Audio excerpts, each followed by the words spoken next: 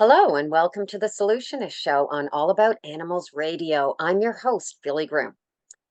Today's guest is Erica Salvemini, whom I've known for a couple of years, and we instantly connected for a number of reasons, of which one is our shared experiences being a social entrepreneur, which is also termed a conscious entrepreneur or a passionpreneur.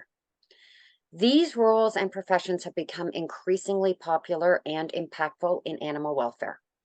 Erica has been in the industry for nearly 2 decades as a compassionate companion animal care provider. Specifically, Erica is a master Reiki practitioner and is the founder of Just for Paws Spa and Academy, a holistic health and wellness practice. And we're going to talk about her success and challenges in this business and how she has impacted animal welfare. She's the host of the Rising Lioness podcast, which is also on All About Animals Radio, so you should check that out. And she's dedicated to being the voice not only for the animals, but for providing a platform for those deserved of recognition in animal welfare. Erica was featured on the Today Show in 2009, and she co-hosted the pilot series Animal House in 2015. Her journey from software marketing director into compassionate companion animal care is full of interesting and useful information. And not only for social entrepreneurs, but for those that are interested in learning more about the animal welfare spectrum in general. So let's hear from Erica. Welcome, Erica. Hi, Billy. How are you? I'm great. How are you? I'm really great. Thank you so much for having me on today. This is Oh, this is so cool. always fun. Yeah. It is always fun, and we just have so much to cover. So I think I'd like to start with just maybe you can just share with us your journey and where it started and how it how you gravitated to that side of compassionate pet care, that energy wellness. Sure. Well, thanks for having me on and asking. I'd love to share the information with you. So I'd have to say, like many animal lovers, animal advocates, it started from the time for as long back as I can remember, childhood. I Right. have always loved animals. I remember being stuck at home during a snowstorm. I couldn't have been older than 6 years old, and I went downstairs and rescued what looked like a hurt pigeon in a pile of snow during a blizzard.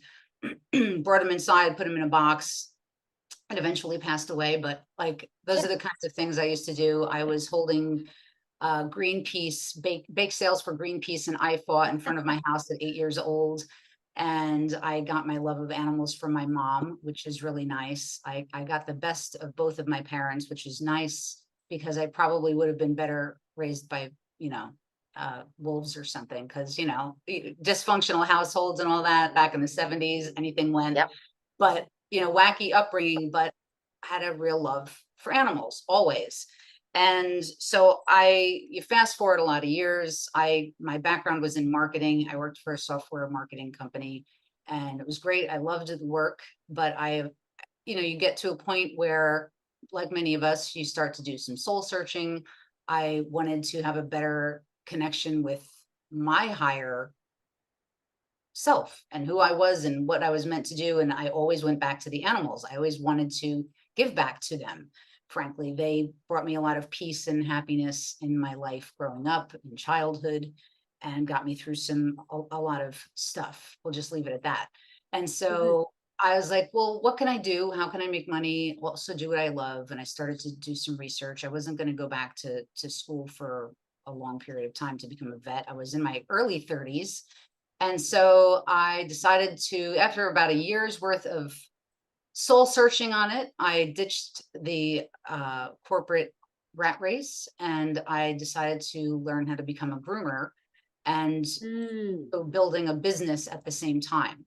Because I had the business and marketing background, I was really excited to do all of that. I realized right away I was good with my hands, I could be creative, and I would be good at this work. And so I started out mobile grooming, doing high end, like, house calls, and eventually opened up a pet spa in, northern New Jersey. And so you fast forward a little bit, and over the years, people started to you know, you hear the same stuff over and over again about animals and the help that's needed, and how much. I didn't go into it thinking or knowing any of that. I didn't even know grooming existed. I always had, we went to the local shelter and got dogs or cats when we wanted a pet, and companion animal. They weren't called companion animals then either. It was always pets.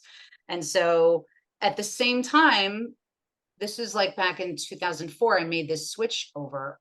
Also was it was like a spiritual kind of thing happening for me. I wanted this massive shift happened in my life. I started to work with animals, but I also started to delve into alternative healing modalities.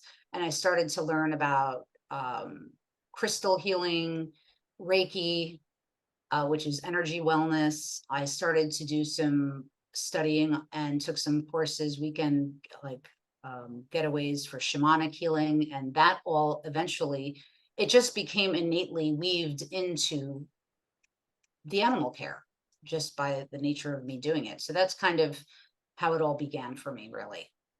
Hmm. Yeah, I can relate to that where it's for me, I mean, I can't even groom my own hair. That's not the direction. I went the behavioral side because of my like for just more of the psychology driven side and the Right. behavior, but the idea is just really similar where I think a lot of social entrepreneurs somewhere there's that connection between, you said earlier about making money and business, but then what does that really mean? I mean, Right. yes, we're making money, but a lot of people see it as just a bit, oh, you're just a groomer or but the impact on animal welfare. And, I was in rescue specific. I've had hundreds and hundreds of dogs through my home in rescue, but I almost feel as though I'm helping more animals and people by having a profession in the industry that helps people help their dog, Right. hence social entrepreneur. So it's an interesting journey to get your head around that. And I think you and I have had this conversation where it's almost getting your head around where that all meshes with profession and animal welfare and social entrepreneur. And so I think what happens is that we see that there's challenges with these animals. They're neglected, they're exploited, and we want to say, how can we take what we do professionally and make a difference on that? We can't necessarily address the whole entire scope, but where do we fit in? To make a difference. Yes. Yeah. Yeah. Yes. And so Uh, can you tell us, when you talk about neglect and exploitation, some people might think that the dogs you work with are pampered pets. yes. And it's interesting because to imply that they're pampered because their parents, their human guardians care about them enough to bring them to a place where they're guaranteed to be comforted and loved and cherished and respected the same way they are at home. So when they go to the grooming shop, or yes, I call my place a pet spa, but at the basis of it, it's, we're giving haircuts, we're bathing and drying them. Do we offer a lot more than that? Yes. We offer spa treatments and facials and moisturizers, balms for their pads. And so, there's a lot of extras, bells and whistles that people like to bestow these extra, little touches of love to their babies, but they're doing it because at the end of the day, they love them and they want to offer them comfort. And Comfort. so, right. And Yeah. so they want to know that when they're bringing them somewhere, that that's actually what's happening. And so this journey has taught me a lot. I started to mention it before, but I didn't know the inherent problems in this industry, which, as we both know, animal care and a lot of the animal services industries, it's unregulated. And most people don't know that, and they don't know what that means. And so for me, for what I did in my business, over a period of time, I realized, in order to keep the pets safe, happy, comfortable, I started to create some methodologies that were proprietary for my business. Certain things like, color coding the animals within our software system.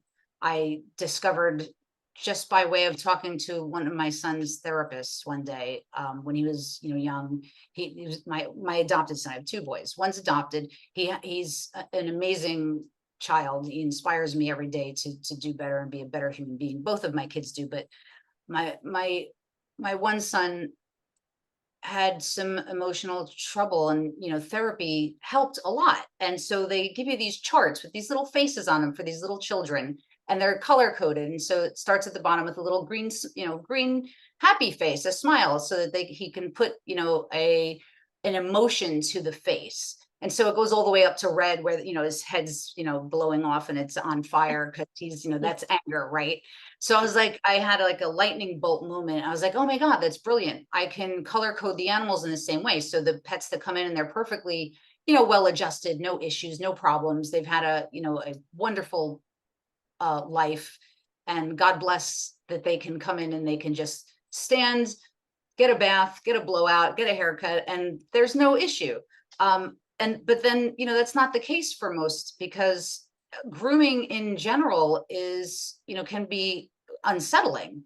They're coming into a place where they don't know anyone. And most people that work in these facilities, they just grab the pet, they take them to the bath, they, just throw some water in their face. They don't care if the blow dryer is hitting them in their face. And they're struggling with all that. And who wouldn't, right? I wouldn't like any of that either. But for the pets who have backgrounds that we don't know anything about, PTSD, they were adopted, they were found tied to a tree, they came from a hoarding situation, they were abused, they had a bad experience at a grooming shop. We get all of those clients. And because of the nature of my business specifically, which is a niche business, because I do offer wellness energy, and it, again, it didn't start out this way. It's just by the nature of who I am and the way I instilled my own beliefs and my own philosophies in life for myself, for my family. I built the business this way. And so people just kept coming. That's the thing about, a soul mission, right? SOUL for businesses. If you create a soul mission for your business, you don't have to have profits at the top, because it's just going to come. If you're leading with your heart, it's just going to come. And so I have, going back to, what did I do? I created some methodologies like color coding, like creating accommodations for special pets who have unique needs, have special requirements. Like, we get older, sickly pets who can't stand on their own. They're, big, older shepherds, their hips are gone, so they need an extra pair of hands, somebody to help hold them up lovingly while petting them and telling them what a good boy or girl they are while the groomer is doing the grooming.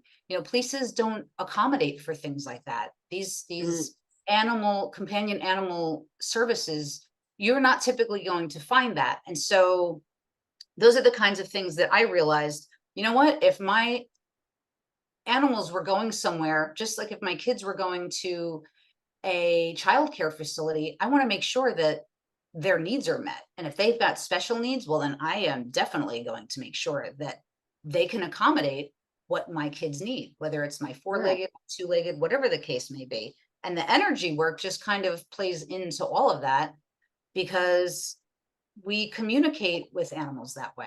And it all connects. It all absolutely, it connects. And I like to recommend with my clients who have the behavioral issues, to take the time to seek out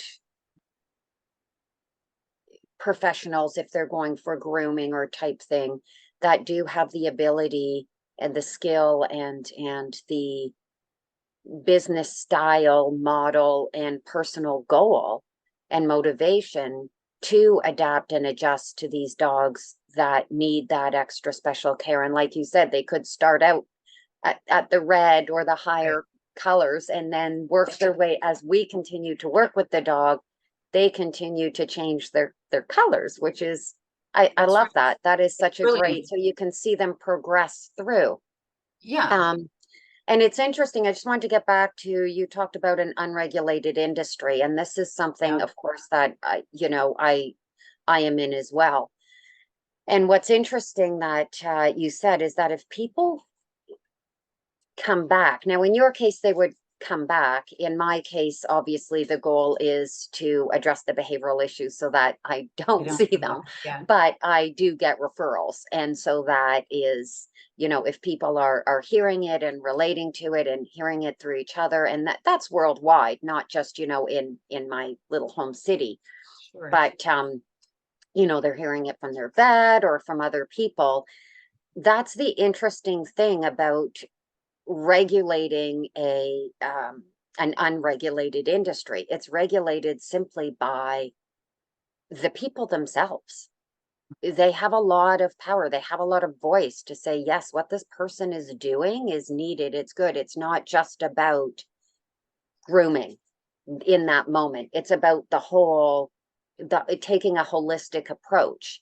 And that's what I really think is a big part of animal welfare, has become a big part, is taking that holistic approach, Yeah, for which is sure. a lot of, I would say it's a word we haven't mentioned yet today, but I think it's a really, really interesting way to view animal welfare. Yeah. Yeah, I And think animal welfare is probably at the top of the umbrella for everything that we're addressing here. We just yeah, happen to be speaking about companion animals, and it's, animal welfare for companion animals, really. And yeah, and it has a lot to do with the people. So yeah, speaking of that, do you have stories that you want to share, or examples that connect your pet parents with your clients, with the animals, and just specifically on what, you yeah. know, I mean, you know, it's kind of funny because the whole I have examples. It's just every day. And yeah. so it's nice to be able to say that it's like an everyday occurrence. That magic is not lost on me. It's a gift. Like you said, people can, if you hope that people don't come back to you.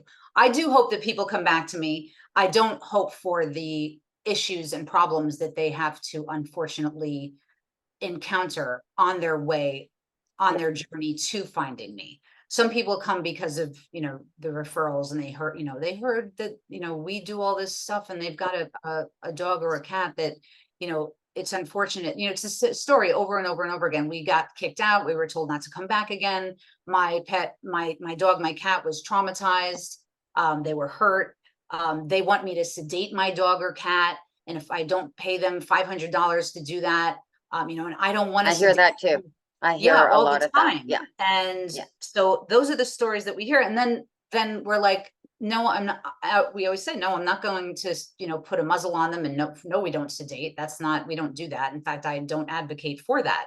So bring them in without their medication. We're going to see how they do, because most often with us, they do really well because of all of these reasons. And I talk to them about, I set the expectations. We're not whatever you know of out there. We're not that. We are not like any other grooming shop, facility, pet spa, whatever that may be. There are others out there like us, but unfortunately, far and few between.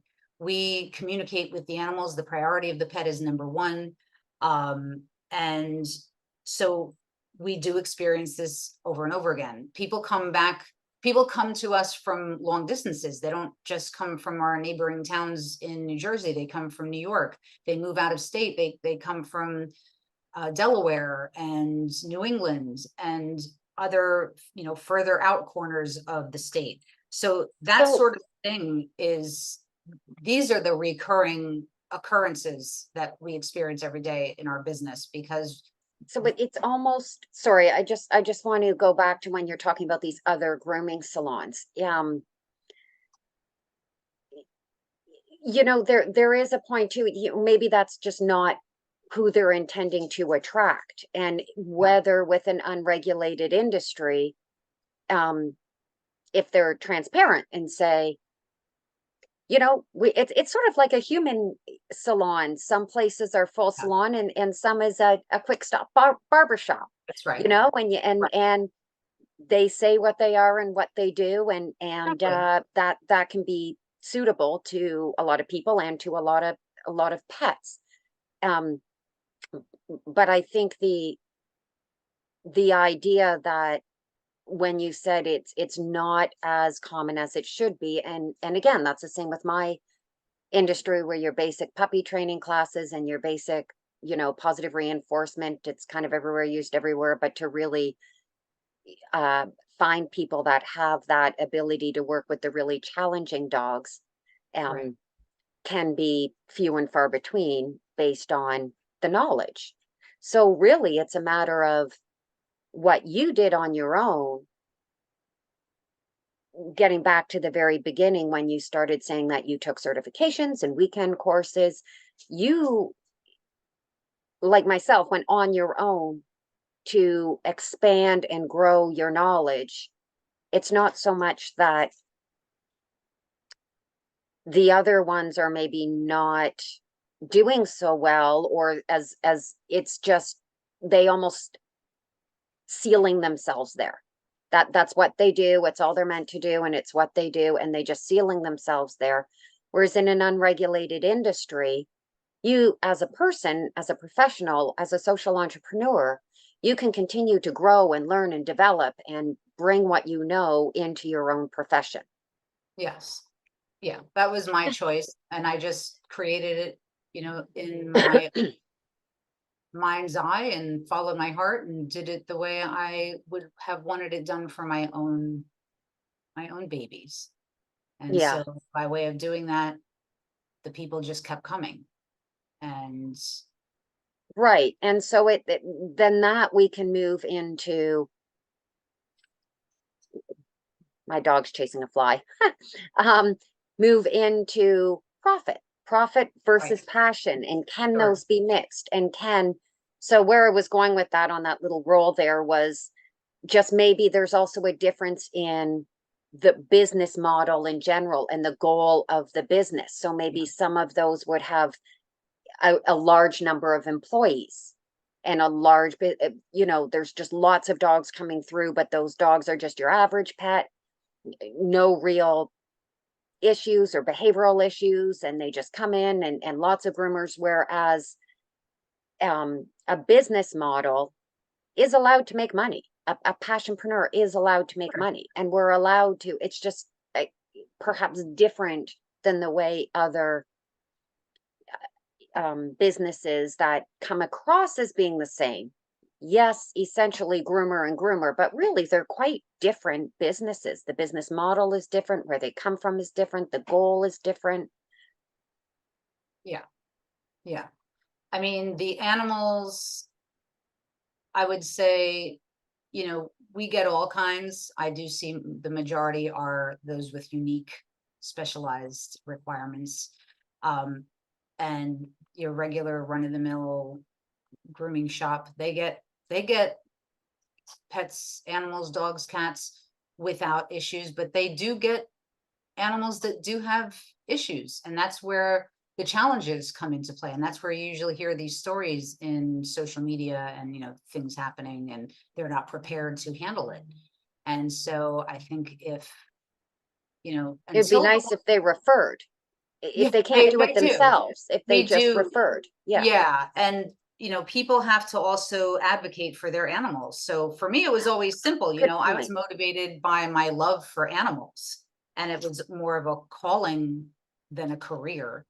And so, you know, people need to figure out what kind of business they want to be and how Yeah, do they want to run their business. Is it just a small business to them, or is it, that they want to do, they have a higher calling for something, their higher consciousness is speaking to them. I think nowadays that is happening for more people. They're having to make changes and the world is shifting. People's perspectives on things are changing and shifting, and what they want to yeah. do is changing and shifting, which is a wonderful, beautiful thing. And, for me, I strive for peace, comfort, happiness in my life. Like I think most people do. Some people don't realize it, but everybody has to figure out what's important to them. And for me, I want those same things for my children. I want those same things for my animals, my companion animals, and for the companion animals that I'm caring for. And that gets at the foundation of my business model.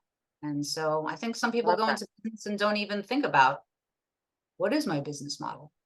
Do I have a mission? And big businesses do, but big businesses, it's always, profits at the top. And so Yeah. we can be conscious capitalists.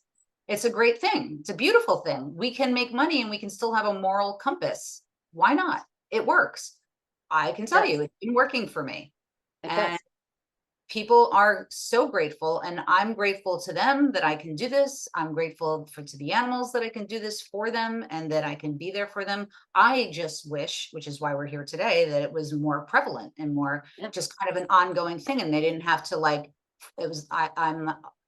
don't want to be a needle in a haystack. I want there to be more of this everywhere.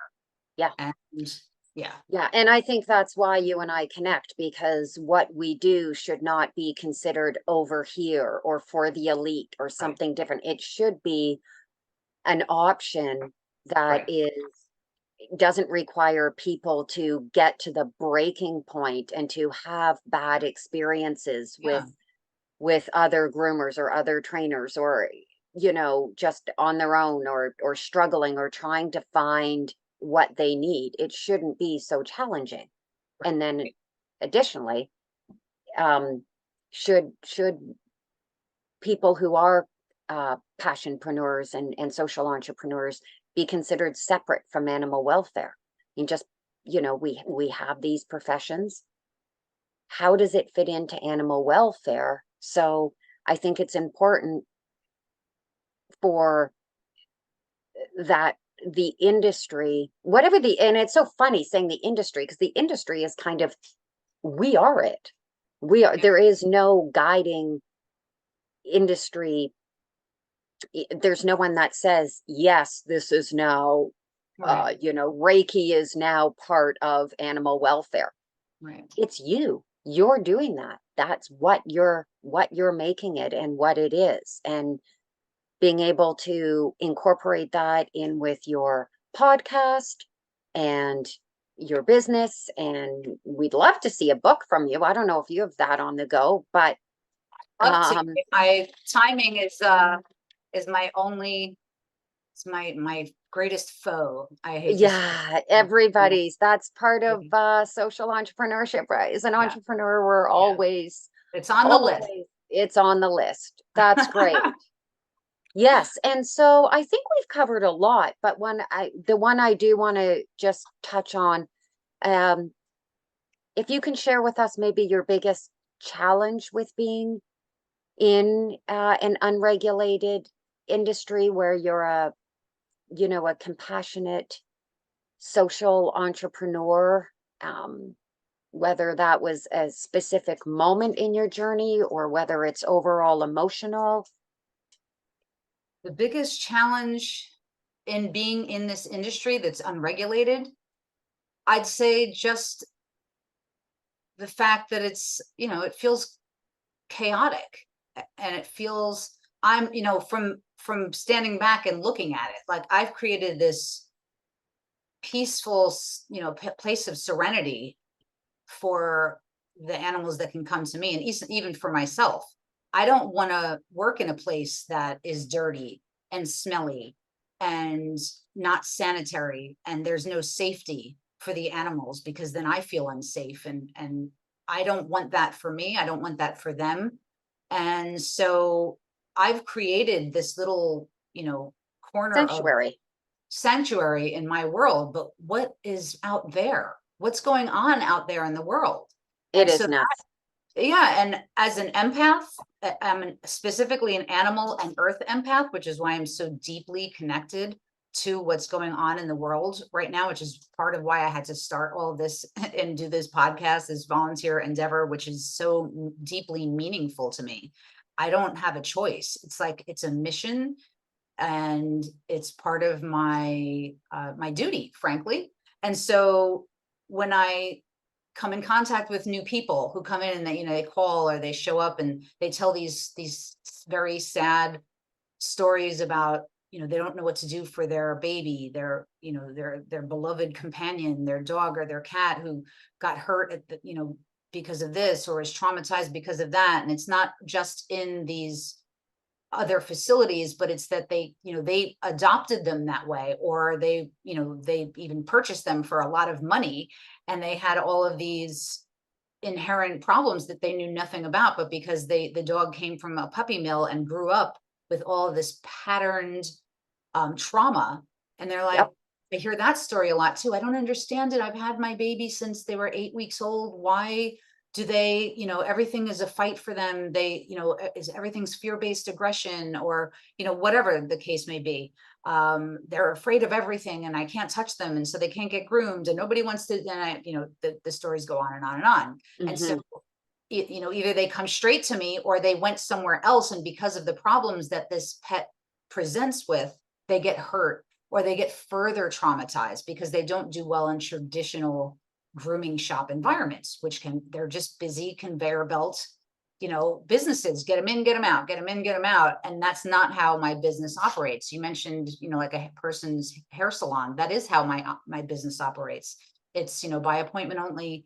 And, I ask a lot of questions at the beginning of each appointment. And I always tell my pet parents, whether when they first call, whether you use us or you use someone else, please be curious, ask questions. You are your companion animal's best advocate. Without you, they have no voice. So ask questions, be curious, ask to take a tour of their facility, ask to know more about their staff. What are their skill sets? What's their experience? What kind of products are you using? And, so I'm asking lots of questions of the animal guardians, the humans that call in, and then I also advocate for their pets, their animals that I don't even know yet, and just say, ask questions, whether you come to us or not, because these things are important in an industry that's unaccountable because Yeah. it's unregulated. We have to And make them accountable. yeah, and I think that is surprising to what I'm hearing on this challenge a little bit is you're challenged by the challenges that the pet parents are facing.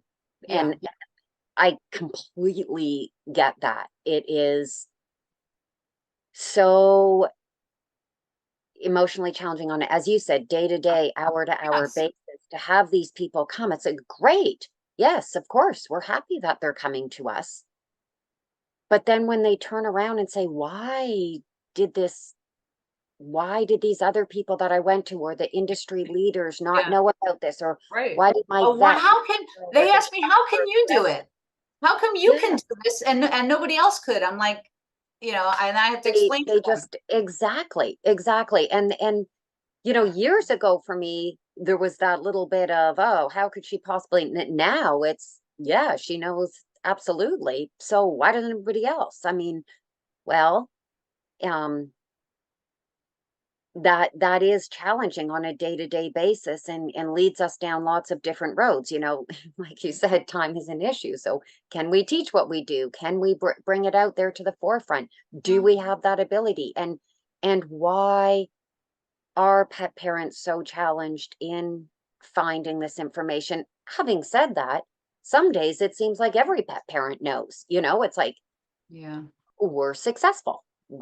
There's lots of passionpreneur that people say, oh, it's just a niche. Oh, it's small. Well, I don't know. I mean, some days it just feels like absolutely everybody knows that we're there and this is what we do. And um, so it is that emotional roller coaster of